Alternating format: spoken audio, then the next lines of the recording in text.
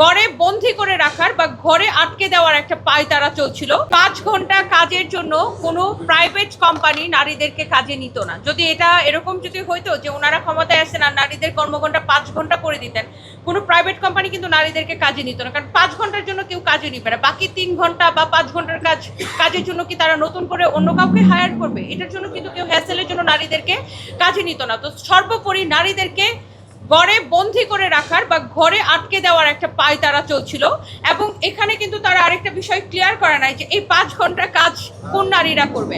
সেটা কি চাকরিজীবী নারীরা, মানে নারী কর্মজীবী নারী মানে কিন্তু শুধু চাকরিজীবী নারী নয়, সেখানে উদ্যোক্তা আছে, সেখানে ডক্টর আছে, সেখানে হচ্ছে যে ইঞ্জিনিয়ার আছে, সকল শ্রেণী, একজন আইনজীবী আছে, সেখানে কর্মজীবী মানে সকল শ্রেণী পেশা নারী।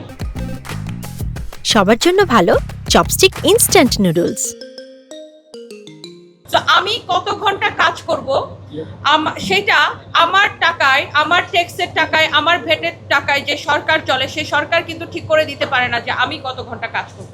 আমি একজন ফ্রিল্যান্সার, আমি যদি ধরি আমি একজন ফ্রিল্যান্সার, আমি যত ঘন্টা আমার খুশি আমি কাজ করতে পারি, কারণ আমার যে আমার পরিবার চালানোর জন্য আমার যে টাকা দরকার সেটা কিন্তু সরকার আমাকে দিয়ে দিবে না। তো আমি আমার প্রয়োজন অনুযায়ী যত ঘন্টা খুশি আমি কাজ করতে পারি।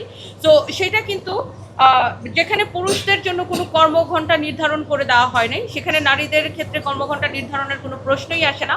এবং যেটার প্রমাণ কিন্তু এই ইলেকশনে নারীরা দেখিয়ে দিয়েছে, এদেশের নারীরা। তো এখন নারীরা হচ্ছে আমার বিশ্বাস যে সংসদে এটার সঠিক জবাব দিবে এবং ভবিষ্যতে আমরা সংসদে আরো নারী নেতৃত্ব, এটার পার্সেন্টেজ হয়তো আমরা আরো অনেক বেশি আশা করি।